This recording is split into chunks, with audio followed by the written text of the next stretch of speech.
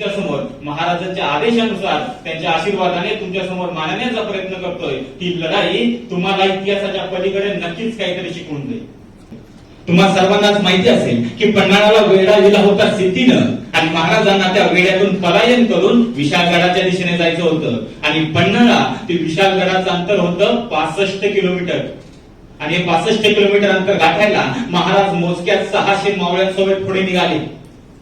आणि हे 65 किलोमीटरचं अंतर महाराजांना अगदी जंगलातून, काट्याकुट्यातून, दऱ्या खोऱ्यातून, दगड धोंड्यातून महाराजांना कापायचं होतं. आणि घोड्याचा वापर मात्र करायचा नव्हता, कारण घोडे आवाज करतात म्हणून. मग महाराजांनी हे अंतर चालत कापायला सुरुवात केली. आणि हे 65 किलोमीटरचं अंतर चालत कापणं खूप कठीण होतं. मग महाराजांनी एक 600 निवडक मावळे, ज्यांना त्या विभागाची खूप अत्यंत चांगली माहिती आहे, असे योद्धे जेते आणि बांदल आणि त्यांच्या समवेत शूर सेनानी बाजीप्रभू देशपांडेंना घेऊन महाराज विशाळगडाच्या दिशेने निघाले.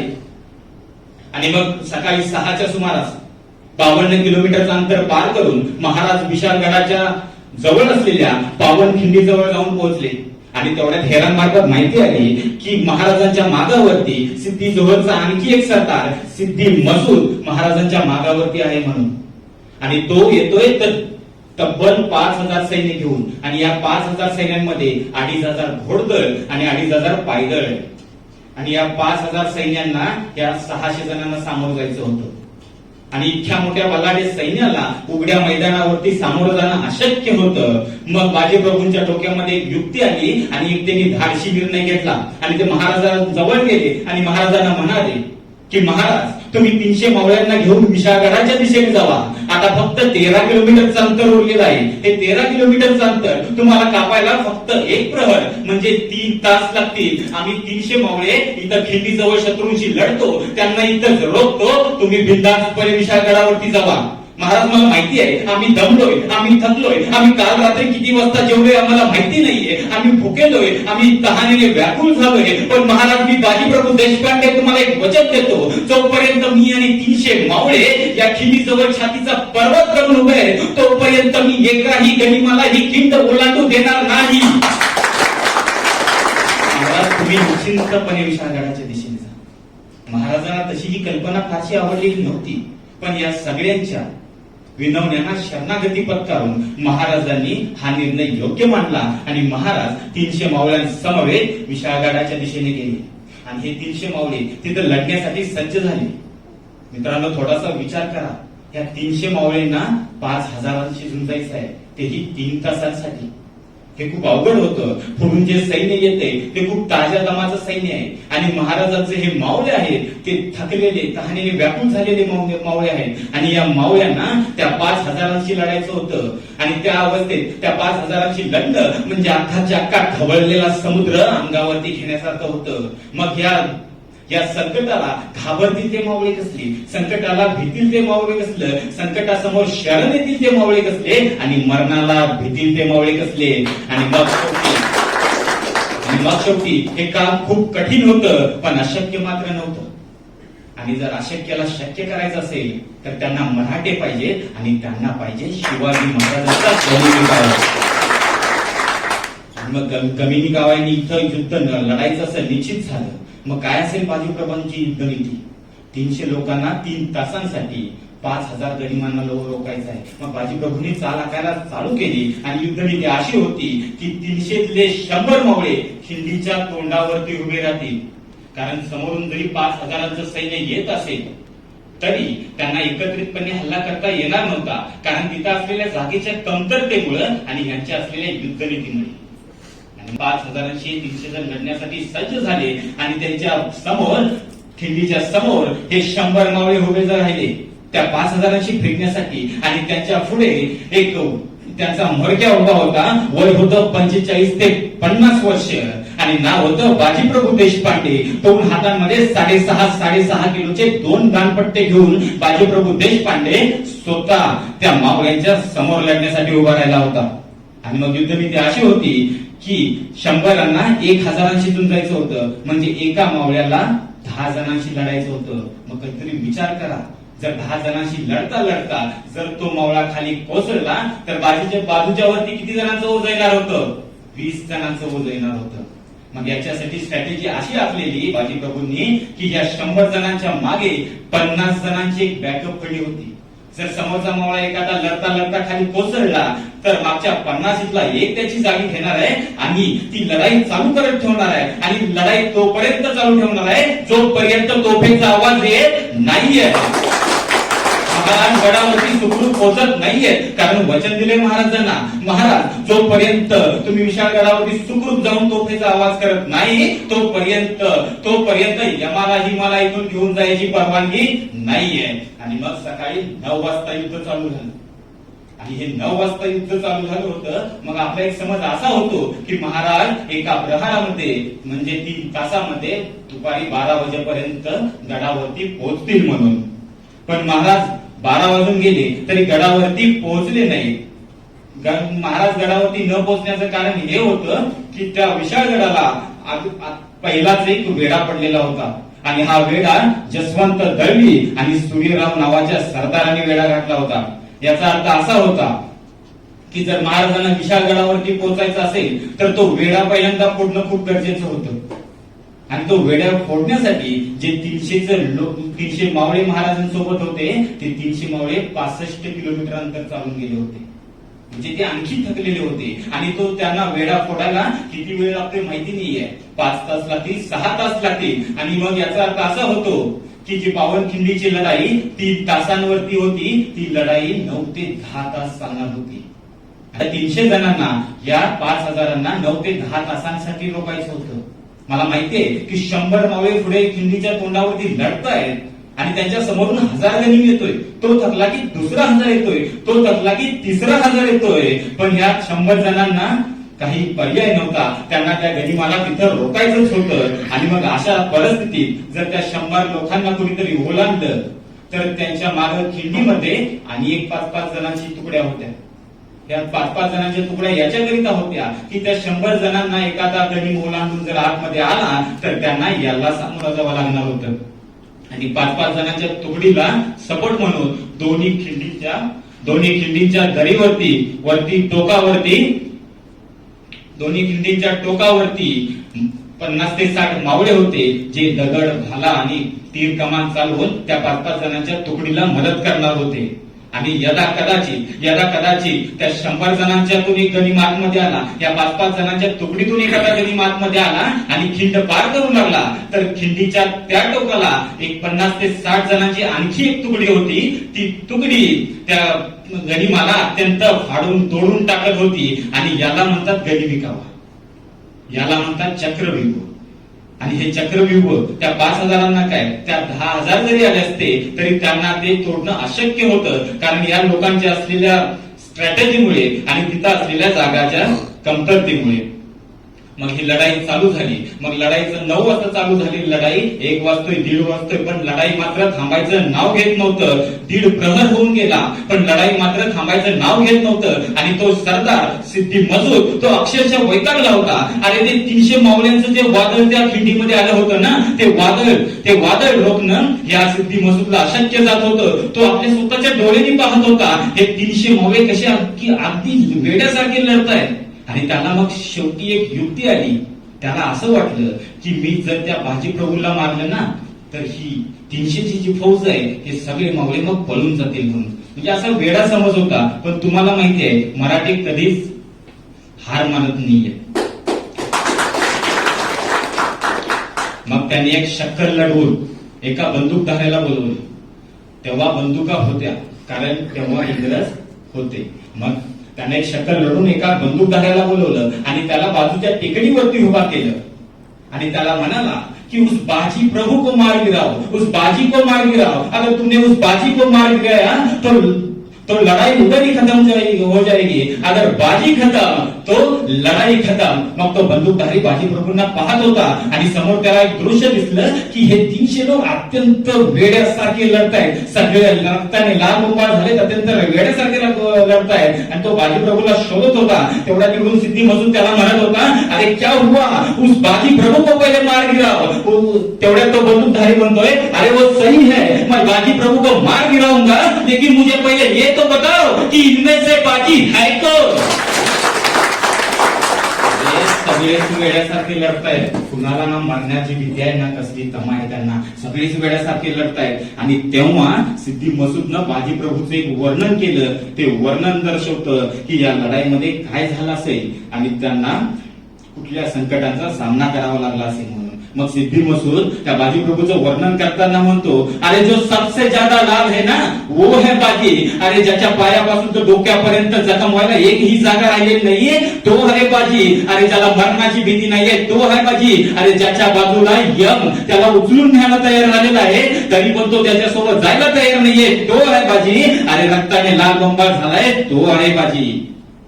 आणि मग त्या बंदूकदाराने पाहिलं तर एक माणूस 2 हातामध्ये 2 दानपट्टे घेऊन तो वेड्यासारखा लढत होता. त्याला मरणाची भीती नव्हती, तो पूर्णपणे रक्तबंबाळ झाला होता आणि त्याच्या जवळ शत्रू सुद्धा जायला धडावत होता. तर त्यांनी त्या बाजी प्रभूंना हेरलं, नियम धरला आणि गोळी लागली बाजी प्रभूंच्या छातीवरती आणि बाजी प्रभू खाली कोसळले. आणि बाजी प्रभूंना डोळ्यासमोर एकदम अंधार आला. मग बाजी प्रभूंना समजलं की हा मृत्यू आहे. त्यांना एका क्षणासाठी तो मृत्यू दिसतोय आणि दुसऱ्या क्षणाला त्याला आठवलं अजून तोफेचा आवाज आलेला नाहीये, माझे महाराज गडावरती पोहोचलेले नाहीये, मला मरण मान्य नाहीये, मला उठावं लागेल, मला लढावं लागेल, मला या गनिमांना रोखावं लागेल. मग काय दुसऱ्या क्षणाला बाजीवरती उठला आणि लढत राहिला. अरे कसं शक्य आहे? आणि छातीमध्ये गोळी लागून सुद्धा जखमा व्हायला जागा राहिली नव्हती तरी सुद्धा बाजी वेड्यासारखा लढतोय आणि त्याला लढत राहायचंय. जोपर्यंत लढत राहायचंय तोपर्यंत महाराज गडावरती पोहोचत नाहीये, तोफेचा आवाज होत नाहीये. आणि तेवढ्या तोफेचा आवाज झाला आणि बाजी प्रभूंना समजलं की महाराज गडावरती पोहोचले. मी ज्या कामासाठी इथे उभा होतो ते काम संपन्न झालेलं आहे, आता मला मरण स्वीकारावंच लागेल म्हणून. मग ते सुद्धा म्हणलं असतील जे बाजूला मरण येऊन थांबलं होतं त्याला की सारे बाबा मला आता इथून घेऊन जा, माझे काम आता इथं संपलेलं आहे, माझे महाराज गडावरती पोहोचलेले आहेत म्हणून. आणि असं म्हणत त्या बाजीप्रभू देशपांडेंनी त्या मरणाला सुद्धा आलिंगन दिलं असेल. मग हे 2500 सैन्य जे होतं ते सैन्य मावळे आणि बाजीप्रभूंच्या त्यांना ओलांडून ते सैन्य तिथून गेलं. आणि त्याच्यानंतर बाजीप्रभूंना जेव्हा न्यायला सगळे तिथं मावळे आपले आले तेव्हा बाजीप्रभूंचं अखंड शरीर त्यांना सापडलंच नाही. अरे काय म्हणायचं या वेडेपणाला?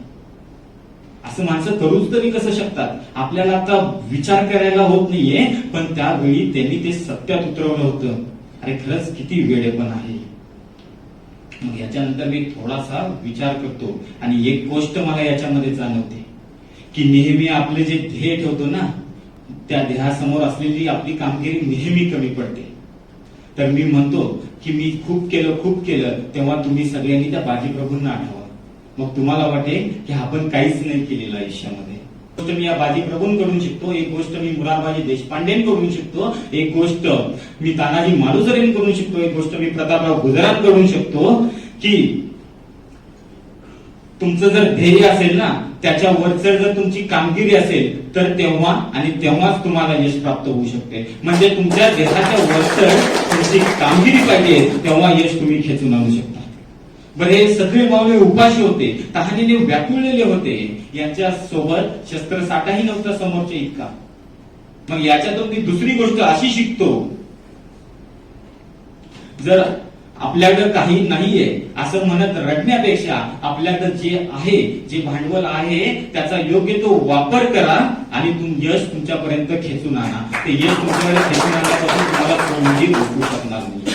आणि तिसरी आणि खूप मोठी गोष्ट मी या लढाईमध्ये शिकतो, जी तुम्हा सर्वांना इथं सांगू इच्छितो आणि तुम्हा सर्वांना इथे शिकावी लागेल की जोपर्यंत शेवटच्या श्वासापर्यंत लढून होत नाही तोपर्यंत हार मानू नका. कारण लढण्याचा इतिहास आमचा, हरणे आमच्या रक्तात नाही. जोपर्यंत मैदानावर उभा मी तोपर्यंत जिंकणं नियतीला शक्य नाही, तोपर्यंत जिंकणं नियतीला शक्य नाही. तर असे हे असंख्य मावळे आणि असंख्य सरदार, मला असं वाटतं जेव्हा महाराज सिंहासनाच्या दिशेने गेले असतील तेव्हा त्यांना हे आठवल्याशिवाय राहिले नसतील. आणि जेव्हा महाराजांनी सिंहासनाला पाहिलं असेल तेव्हा त्यांच्या असं लक्षात आलं की आपलं जे सिंहासन आहे ना त्याचा जो खालचा पाया आहे तो या सर्व मावळ्यांच्या बलिदानाने पाया बनलेला आहे. आणि मग जेव्हा हा सगळा सोहळा पार पडत होता तेव्हा शिवरायांचा सगळ्यात मोठा शत्रू औरंगजेब, आता सगळ्यांना माहिती आहे आपलं यश आपण यशस्वी झालो असं केव्हा म्हणायचं, जेव्हा आपला शत्रू सुद्धा जेव्हा आपलं तारीफ करतो, आपलं गुणगान गातो, तेव्हा खऱ्या अर्थानं आपण यशस्वी झालो असं आपल्याला समजायचंय. मग शिवरायांचा सगळ्यात मोठा शत्रू औरंगजेब तेव्हा जेव्हा त्याला याची सोहळ्याची खबर लागली आणि तेव्हा तो म्हणाला, अरे मी ज्याला दख्खनचा चुहा म्हणत होतो तो शिवाजी महाराज आता सम्राट व्हायला निघालेला आहे.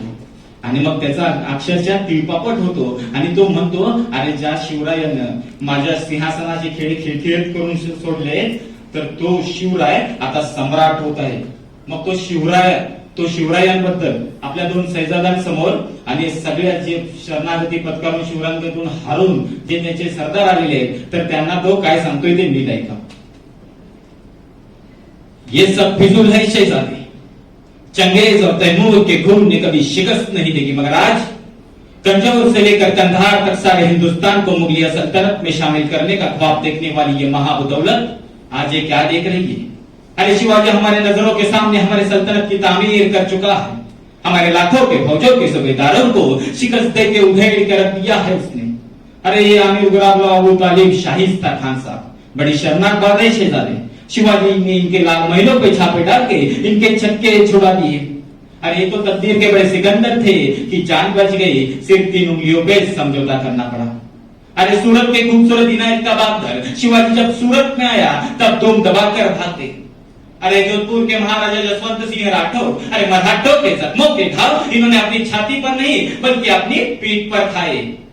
अरे आप सिर्फ औलाद खां जिसके हथेली पर मिटाई रखे शिवाजी आगरे के कैद खाने से फरार हो गया. अरे तमाम मंसूबों को खाक में मिला दिया इसी फौलाद खान ने. अरे लश्कर के साथ मैदान छोड़ के भागने वाले ये करतलब खान, ये रसूल बेग रोजगानी, ये मीर आतिश तरबियत खान, ये खाजा बहादुर, ये बहादुर ताकू कलताश, ये मुद्दीन रिस्पोसियाना, ये केसर ये सैयद मुनावर खान. अरे तमाम रजपूत बुंदेल पठानी अफगानी टुन इन सबको शिवाजी ने शिकस्त दे दी. एक बात कहूं शहजादी, शायद आप कभी समझ ही नहीं पाओगे कि औरत, गाना, नाच, शराब ये शिवाजी को कभी मालूम नहीं. शिवाजी ने मजबूत किले बनाए, मजबूत इरादे के लोग तैयार किए. अरे हिंदुस्तान की हर एक चीज हम खरीद सकते हैं लेकिन इन जाबाज मराठों ने कभी अपने आप को बिकने नहीं दिया. हमने लाखों की जहागीरों की लालच दिखाई लेकिन जाबाज मराठों ने कभी कभी अपने आप को बिकने नहीं दिया. हाँ ये सच है. मराठे कभी झुकते नहीं, थकते नहीं, मराठे कभी रुकते नहीं, मराठे कभी भी बिकते नहीं, मराठे कभी भी बिकते नहीं. हाँ शिवाजी मगरूर है, दगाबाज है, लेकिन उसका चाल चलन दूध की तरह साफ और बुलंद मीनार की तरह सर उठाई उसकी आसमान की ओर छू रही है.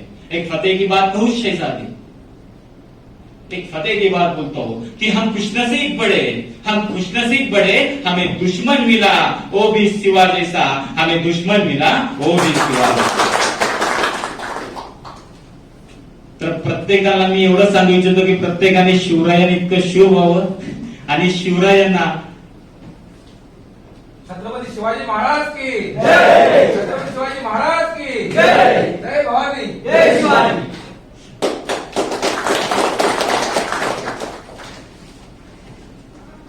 तर स्वराज्य मिळवण्यासाठी जशी मदत मावळ्यांनी शिवरायांना केली होती आणि स्वराज्य हे शिवरायांसाठी उभे न होता स्वराज्य हे माझ्यासाठी उभं होतंय अशी संकल्पना जशी मावळ्यांनी ठेवली होती, तर मी संजय सरांना ते आश्वासन देतो की विस्कॉन मोठं होतं हे तुमच्यासाठी नाही होणार आहे, विस्कॉन मोठं होणार आहे ते आमच्यासाठी. कारण विस्कॉनची ग्रोथ होणार आहे, एकदा का विस्कॉनची ग्रोथ झाली की ऑटोमॅटिकली माझी सुद्धा ग्रोथ होणार आहे मला माहिती. तर धन्यवाद. एवढ्या मोठ्या मंचावरती मला इथं सरांनी आपले 2 शब्द मांडण्यासाठी संधी दिली त्याबद्दल मी संजय सर तसेच इतर मान्यवरांचं मी आभार मानतो आणि 2 शब्द थांबवतो. जोरदार टाळ्या